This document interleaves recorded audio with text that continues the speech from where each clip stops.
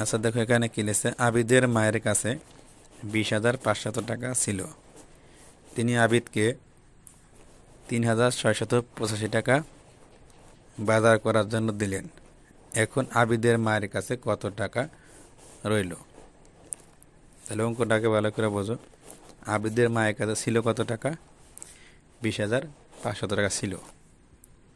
আবিদের মা কি করছে, এই 20,500 টাকায় কি করছে, এই 3,685 টাকা আবিদকে দিয়ে দিছে বাজার করার জন্য। আবিদ কি করেছে, টাকা নিয়ে বাজারে চলে গেছে। তাহলে এখন কিন্তু আবিদের মায়ের কাছে আর 20,500 টাকা নাই, কারণ যেহেতু এখান থেকে 3,685 টাকা দিয়ে দিছে, কমে গেছে টাকা। তাহলে আমাদের কি করতে হবে, যেহেতু কমে গেছে আমাদের এখন বাদ দিতে হবে। তাহলে আমরা কীভাবে বাদ দেব?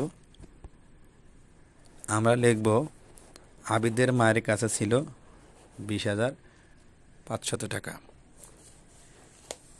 আবিদ বাজার করতে নিল 3,685 টাকা।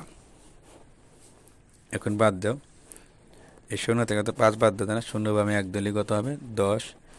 10 থেকে 5 বাদ দিলে কত হবে? 5। আর 1 ধরেছিলাম, 8-এর সাথে যোগ করবো, কত হবে? 9।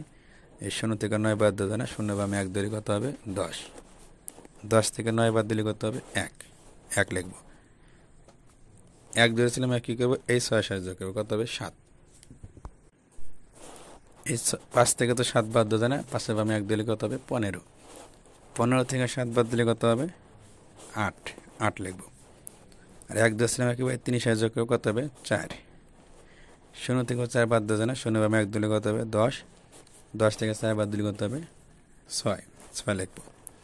1 ধরেছিলাম, 1 কী করবো? এখান তার যোগ করার সংখ্যা নেই, আমরা এই 2 থেকে সরাসরি বাদ দিয়ে দেবো, কত হবে? 2 থেকে 1 বাদ দিলে 1 থাকে।